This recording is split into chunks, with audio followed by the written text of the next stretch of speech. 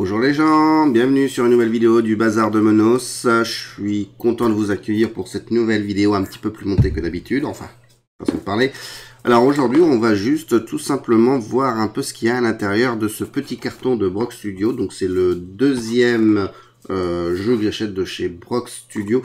Mais on va voir, c'est pas tout à fait un jeu de Brock Studio, mais c'est un jeu envoyé par Brock Studio. Mais bon, on va voir ça tout de suite après le générique. Jingle.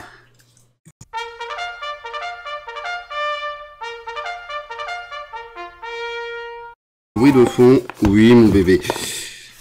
Alors, bah, c'est une boîte traditionnelle, toujours avec le beau scotch de Brock Studio.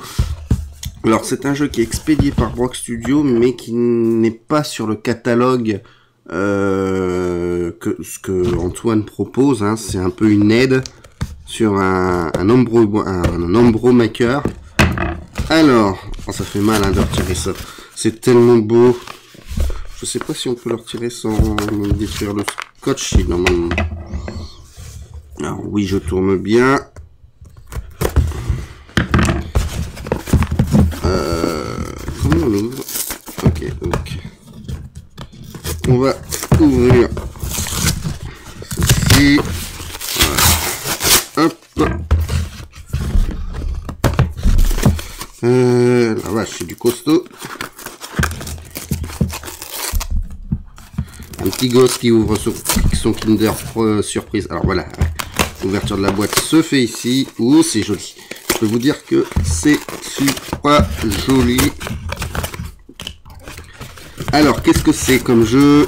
Alors, on a déjà, comme d'habitude, le sous-vert de Brock Studio. On a... Ah, ça c'est nouveau. Ça y était pas sur... comment? Ça n'y était pas sur Papy Commando. Enfin, je ne crois pas. Et on a un petit fascicule. J'y ai pensé, moi, dans Prisonnier 2, de faire un petit fascicule. Pardon, je vais le mettre à l'envers, à l'endroit pour vous. Qui réunit les jeux de Brock Studio, un petit peu de publicité donc pour Project Blue, Neb the Deb, Micromage, Lizard, Twin Dragon et les versions Famicom toutes mignonnes qui vont arriver. Moi je pense que je prendrais bien un Lizard ou je sais pas quoi. Quelques jeux Mega Drive par ici avec Papy Commando et Agaris Revolution. Et les PCB d'Antoine qui vend pour faire des jeux sur la NES.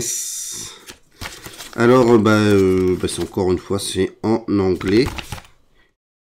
Tout est en anglais, mais bon c'est pas grave. Mais voilà le petit fascicule qui est fort sympathique. Voilà, j'ai vu encore 2-3 trucs comme bon c'est tout. Alors j'ouvre la boîte en secret. Nous avons notre Brock Studio, voilà. Il y en a qu'un, je crois, il me semblait que la dernière fois il y en avait deux. Enfin, c'est pas grave. Et enfin, le petit jeu qu'on va montrer. Alors, c'est un jeu. Oh, les pectoraux. Ah, je savais bien qu'il y en avait deux. Et le jeu, c'est un jeu NES. C'est un jeu... Voilà, c'est tout simplement Cubo 3. Un jeunesse réalisé par un papa et un enfant. Donc c'est franchement c'est super cool. Alors c'est édité, c'est SJ Games. Alors c'est pas édité, c'est pas officiellement du Brock Studio. Donc encore une fois merci à Antoine de l'amour qu'il a pour le rétro et pour aider les gens, certaines personnes à publier leurs jeux même si c'est pas signé Brock Studio. Je tiens aussi à remercier Côté Gamers, je sais qu'il a proposé à LG Games de faire pareil et à me faire pareil pour moi pour Prisonnier sur Mega Drive. Franchement, dans le milieu, les gens, c'est vraiment des amours. Voilà, donc on va déblister le Cubo 3 et voir ce qu'il y a à l'intérieur. Alors oui, c'est un jeu NES. Allez, hop, on va... déblister, donc on va faire perdre la cote du jeu de Cubo 3. Mais qu'est-ce que j'en ai à foutre, hein, franchement. Voilà, hein, c'est pas ça qui est le plus important pour moi. Alors, je suis sûr que c'est un petit jeu que ma chérie aimerait bien. Mais oui, je sais pas si vous entendez, non, normalement vous entendez pas les voix derrière, mais j'ai PB qui discute. Voilà, donc Cubo 3, on a encore une fois un très bel objet. Derrière, on peut voir les trois captures d'écran. On peut voir un texte. Le texte, alors vous n'allez pas pouvoir le voir parce que j'ai une caméra de merde pour prendre ce genre de truc.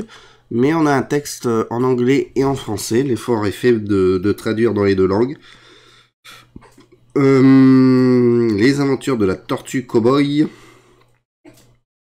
Alors bon, graphiquement, on va parler un petit peu vite fait tout de suite des mots des graphismes.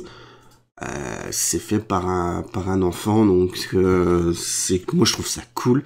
Alors certes, c'est pas de toute beauté que l'on va dire, mais il y a l'innocence de l'enfance. J'ai déjà vu des vidéos, ça tourne bien.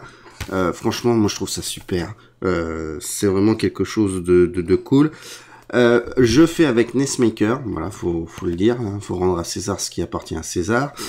Donc on peut faire des jeux avec NESmaker, hein, j'ai envie de dire sans savoir programmer, c'est peut-être un petit peu faux, mais ça peut aider pour certaines personnes, et pourquoi pas un papa et son fiston pour faire des jeux, voilà. Donc, alors on va aller ouvrir un petit peu la boîte.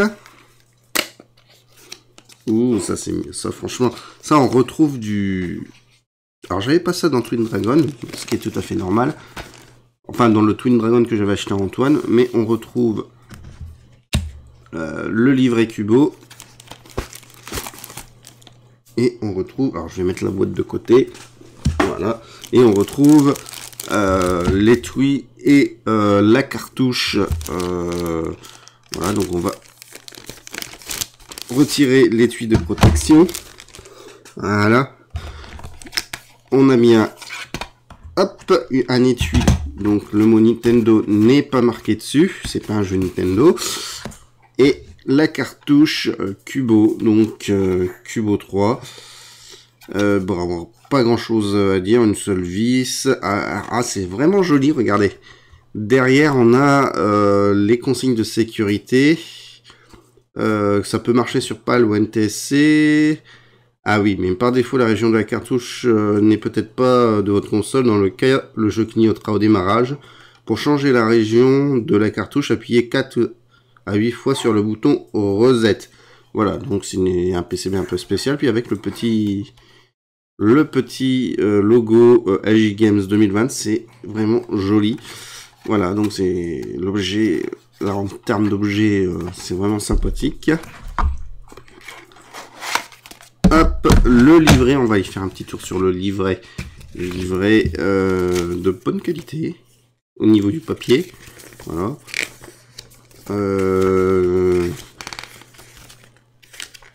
Sommaire. Et on a donc le livret, il est en français. Avec les artworks qui sont...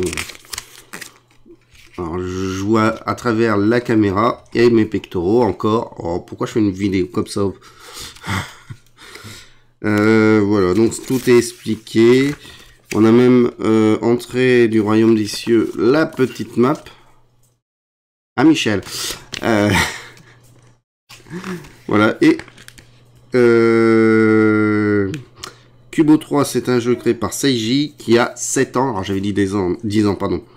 C'est un gamin qui a 7 ans, bravo. Toutes les histoires, les personnages, les graphiques sont faits par lui. Et merci de vous intéresser au support. Donc bon, le petit n'a pas fait le jeu en lui-même, la programmation sur NESmaker, mais il a fait les graphismes, les personnages et l'histoire. Voilà, donc c'est cool. C'est vraiment super cool.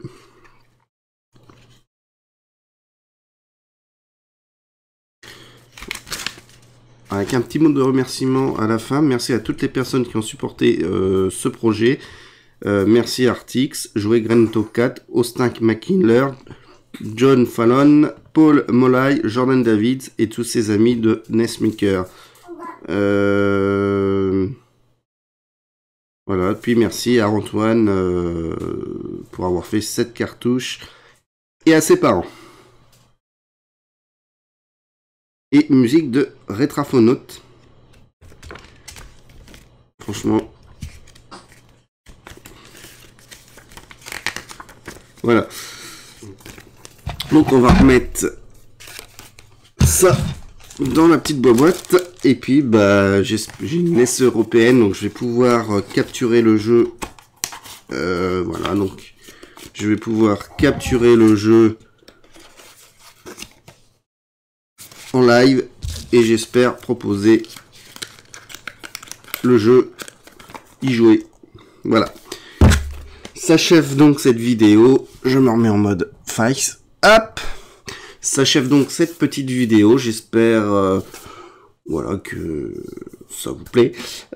Si vous voulez commander, faut directement commander à l'auteur. Donc vous pouvez retrouver sur Discord donc Delcoupe. En espérant qu'il a encore des cartouches, hein. Je crois que c'est une édition supra illimitée. Moi j'ai réussi à l'avoir dans le wagon. Mais on y jouera, hein. Je pense que... Alors, je sais pas si c'est ce week-end, hein. J'avais déjà dit ça pour Commando. Mais j'espère vous proposer quelques live tests ou des parties de jeu comme ça. Je vous fais un gros bisou et bah, à une prochaine vidéo. Bisous tout le monde, merci. Bye bye.